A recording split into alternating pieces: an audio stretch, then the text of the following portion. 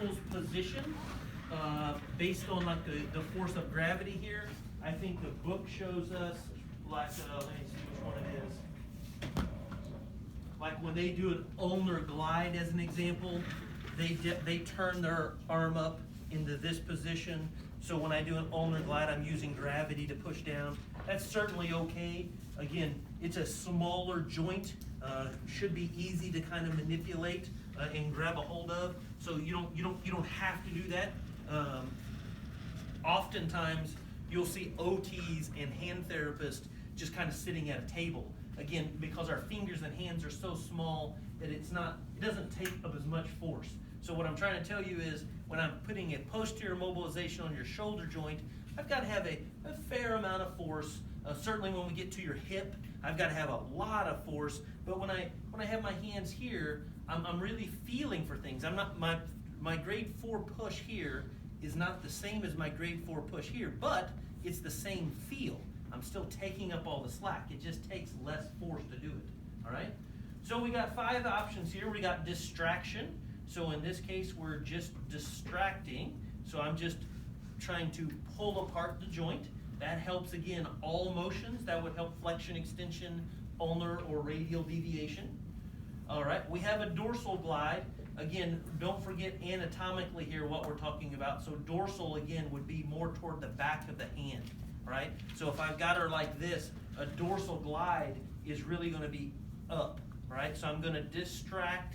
This is very easy. Almost always I will distract. We tell you to distract all the time, but it's super easy. Almost should never be missed, because I can easily distract and dorsally glide, okay? So dorsal, again, posterior, volar is palmar or anterior. So I'm here.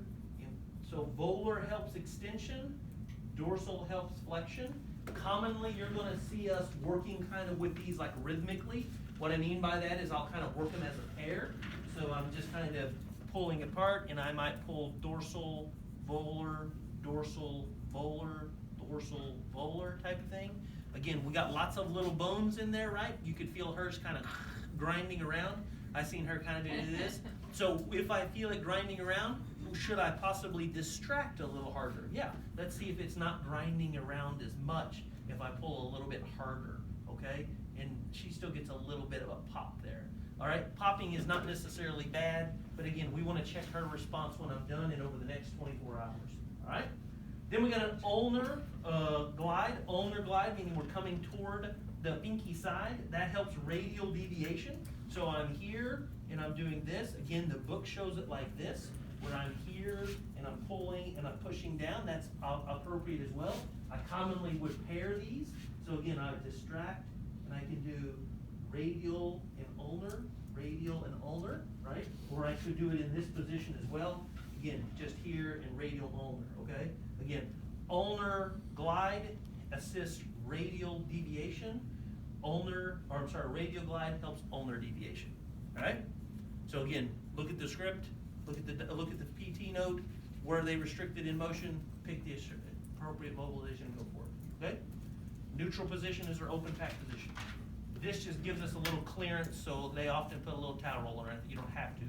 All right, so let's do radiocarpal. All right, 2 more joints after